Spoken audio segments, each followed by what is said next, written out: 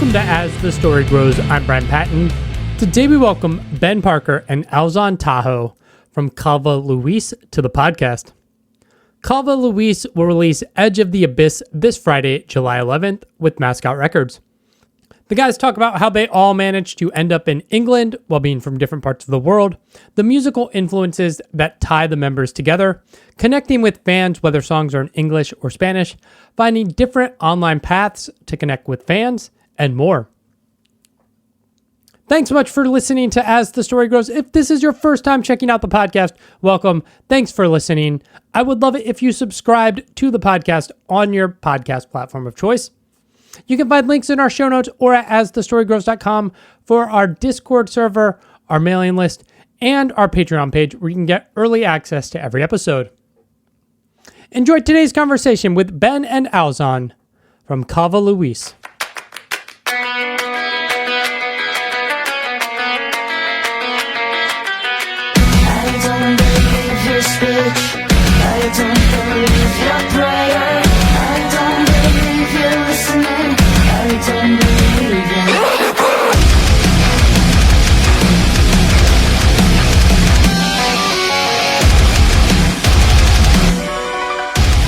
Well, that's part of the, originality of the band is that Jess is originally from Venezuela. Yeah.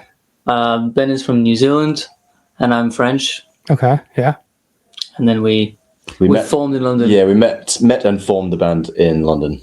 Nice. Was it like university that brought you all to the UK, or was it something else?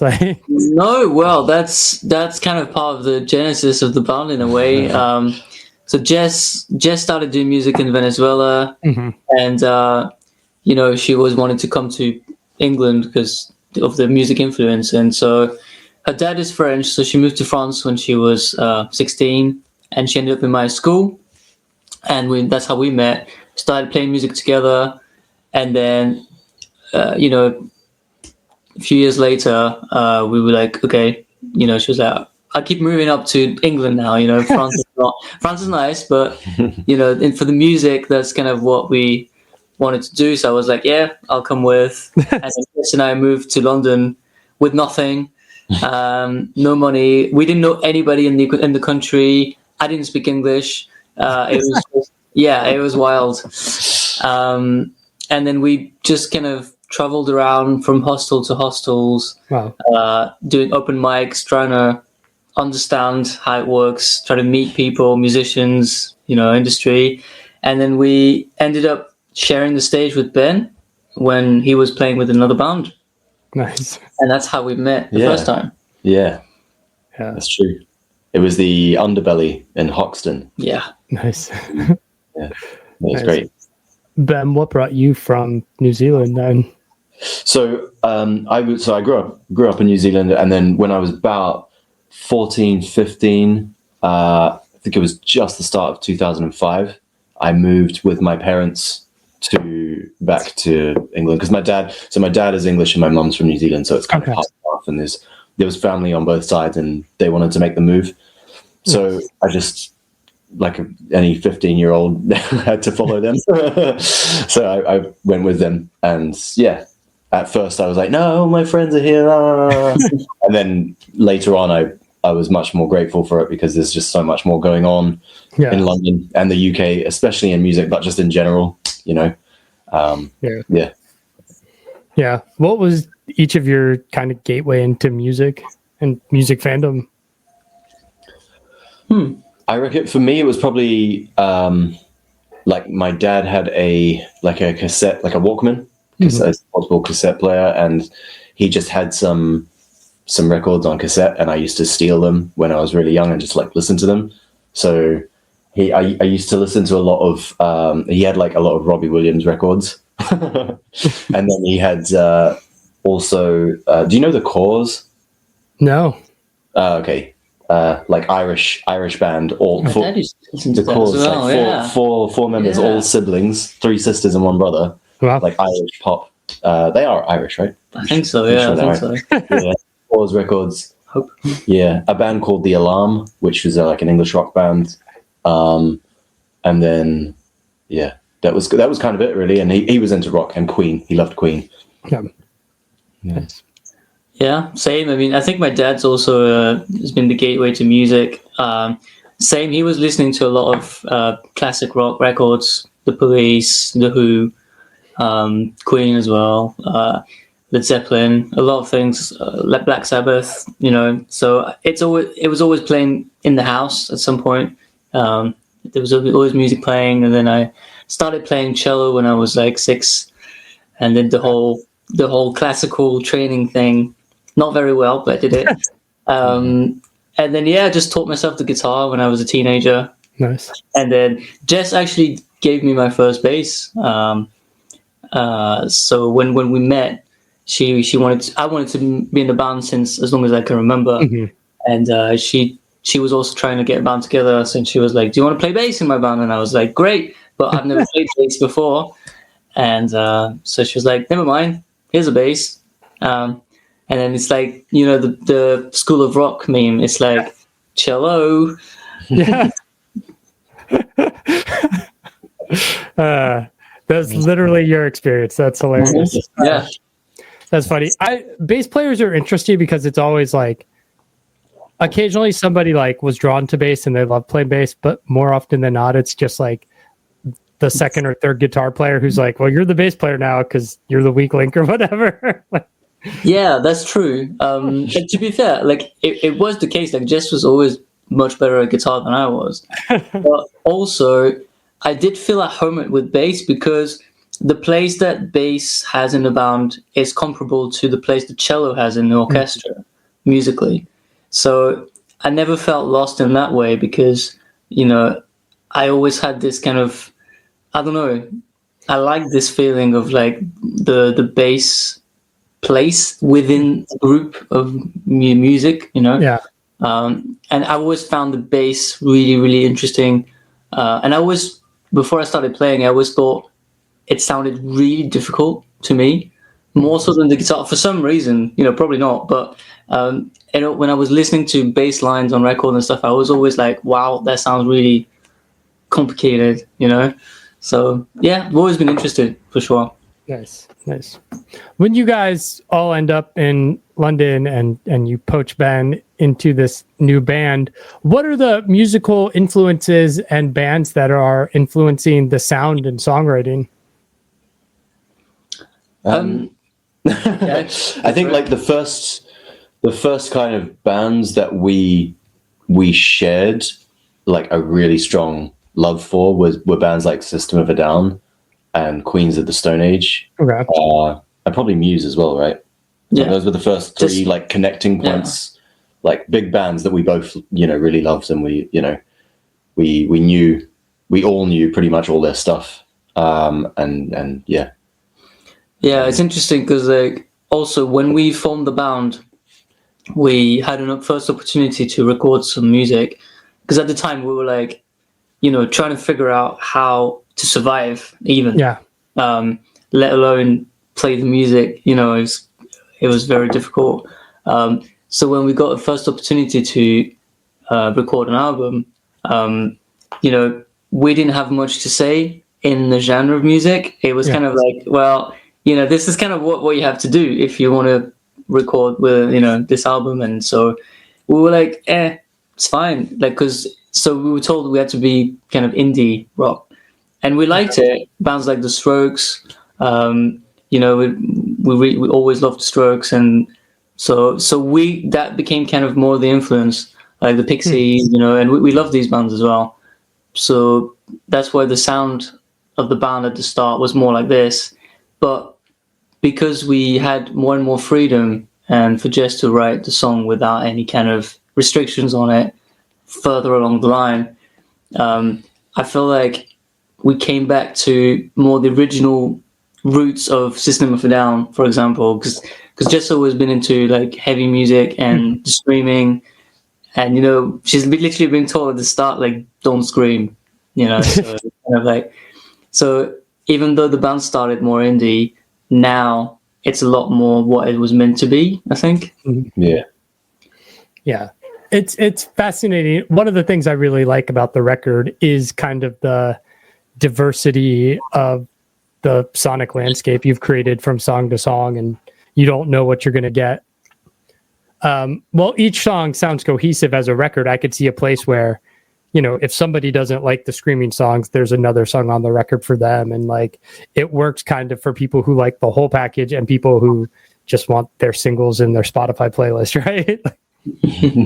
Yeah, for sure. It's definitely a good point. I think you're absolutely right. There's definitely, there's a lot in there, and different people can take away what they want based on what they like. And, there's going to be a demographic of people who love the whole package as well, which is great, Yeah. I think a good sign is also, but it's always been the case, but it's always been the case that everyone's got a different favorite song on albums, on this one, on the previous one. Yeah. Our friends, family, all the people we talk to that know the album well, know the music well. Like, everybody's got a different favorite song. And I take it as a good sign personally, because it's got something for every kind of sensibility. Yeah. Ya no estoy a la espera, ya no estoy a la entrega de mi felicidad plena. La libertad, eso vale la pena. A mis deseos pendientes los abrazo si son obedientes.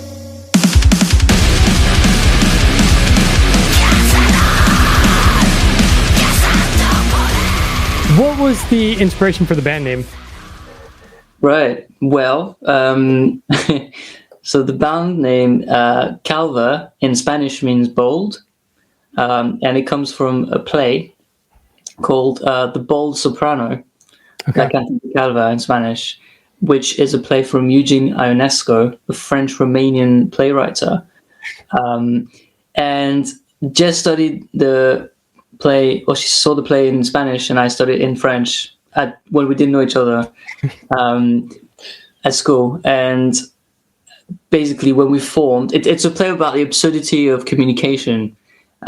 So, it's essentially two people that, they're basically married, but they don't know each other. Mm-hmm. It's quite absurd, but it's very funny because the communication is just, there's like a wall, and when we formed the band, we had different mother tongue, all of us, and I didn't speak English still. Like, when Ben and I first met, we couldn't understand each other. There's definitely a lot of that happened in our interactions and in rehearsals, especially in the very early days, So it was kind of like we would misunderstand each other, or think we were talking about different things, and it was actually quite funny, Yeah, and it reminded us of that, situation from that play. And Louise is also the main character of the story that spans across the entire project. This new album's coming out on Mascot Records. It's such an interesting, diverse lineup on bands. How'd you end up working with Mascot? Well, actually, I think so. Someone from Mascot came to one of our UK shows a couple of years ago. I think it was. Yeah. Was it the London one? I think it was Newcastle. Oh, okay. And yeah, we just met, chatted. You meet a lot of people all the time, and I think they're just like the project. They're just like what we're doing. And then you keep talking, and eventually it's like, okay, we can work together. It's so I don't know. Yeah, it happened quite smoothly over time, one thing at a time. But I think, we got to meet more people at Mascot. Yeah. After over a period of time, and then eventually got to sign with them. Nice. New album's called Edge of the Abyss. Where'd the title for the record come from? Well, Jess would probably give you a lot more, reason behind it, including how it links to the storyline. But one of the reasons is also because that's just how we live constantly. It's kind of like so like almost like walking on a tightrope. Yeah. You know, it's if you have to strike a very fine balance, and if you go like too far either way, you can fall off. Yeah. And it's kind of like us on like our journey and what we're doing as musicians and artists. It's kind of like, you know, you have to strike that balance, and it's, you know, it's about keeping that balance. Yeah. You know, because we're always like on the edge of total collapse. Not collapse, but it's like, you know, we're constantly risking everything because, you know, we don't have, you know, there's no money, there's no anything. So yeah, and like even as recently as the last tour we did with Bloodywood across Europe, which was amazing. It was fantastic, best tour ever. But we went into it not knowing how we were going to afford it at all. Yeah. Like we went into it being like, we have to do Like it. We don't know how. We're going to figure it out, you know. And fortunately, the audience was amazing and you know, supported us with merch each night, and, you know, kind of made it work just like barely, just about.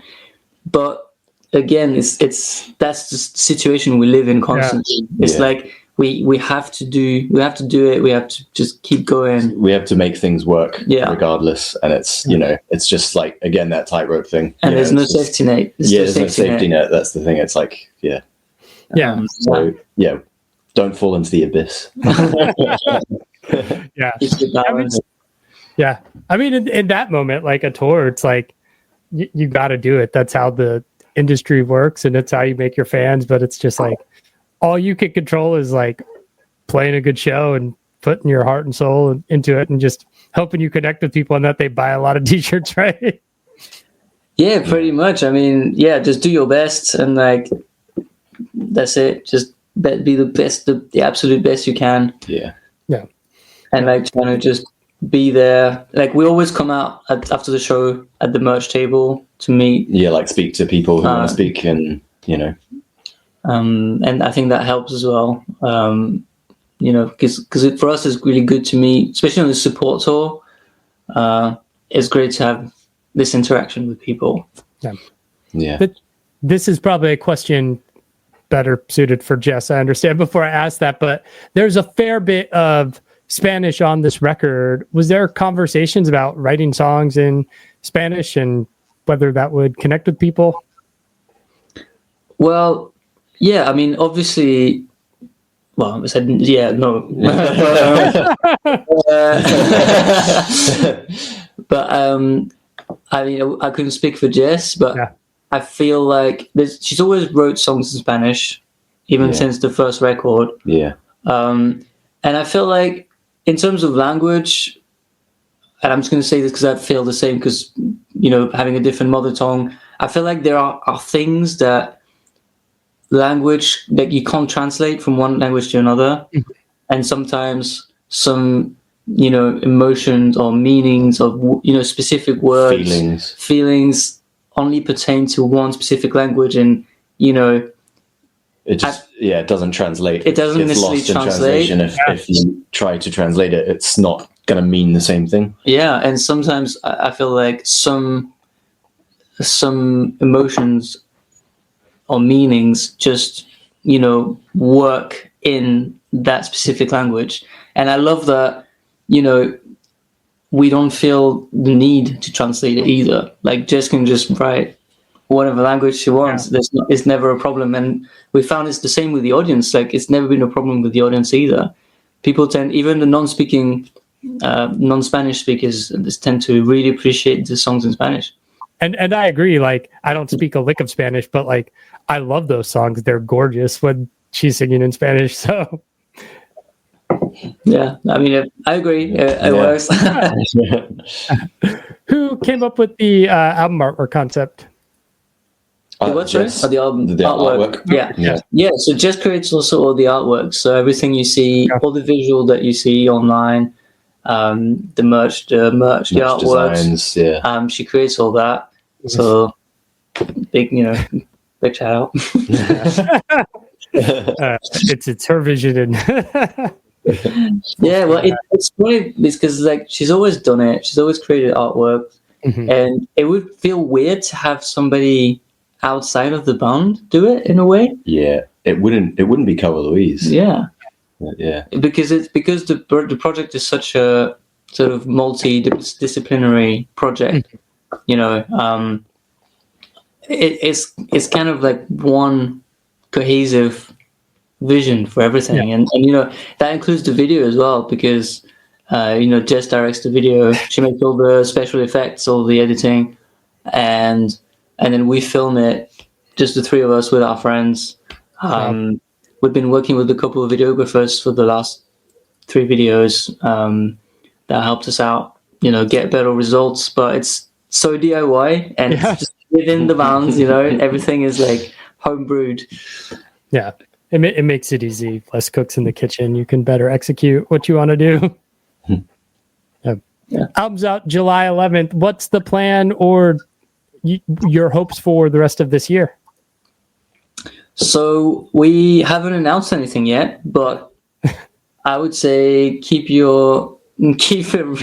Keep your eyes open for some touring announcement soon. Yeah, we're just finalizing some tours for the end of the year. So we should be back in the US before the end of the year, and we should also be back in Europe before the end of the year. Nice. That's exciting. Yeah. And we should be announcing everything within the month, I think. Yeah. Within June. Yeah. Walking on the edge of the abyss between death and life. You may go to the right or to the left, as long as you don't fall down. You shall remain one step ahead. Discord. Yeah, I mean, anybody's interested to find out more about behind the scenes, story, lore, you know, we've got a Discord that, you know, is quite, we keep trying to keep all the resource and all the information, plus have a direct line of communication with people if they want to chat, ask questions. We're on it, you know, every other day, kind of checking in. So we like the platform. So yeah, that's it. Feel free to join. You're the first band to ever plug a Discord. What kind of leads you to Discord outside of like a TikTok or Instagram or something like that? I think it's just the structure of it and how you can order your information, and it just feels like a more personal community. Yeah. You know. Yeah, there's definitely several points, I think. So like Ben said, the fact that we can actually have a conversation with people there, you know, it's not like, because like traditional social media feels very much like a one-way system where it's like, it's just a newspaper where you just put your stuff out. You don't really have a, you know, back and forth. Yeah. But on Discord, we can have this sort of exchange, more personal exchange with people. People can ask questions and, you know, and it's nice to have like a little more community vibe that pertains to the band. And also it's a great platform to host, you know, loads of resource, like, you know, the lore, the story. There's like loads of description of how do you say, like you know, informations about the story and the backstory, characters and all sorts. Yeah. So it's just a great platform to host all this about the band.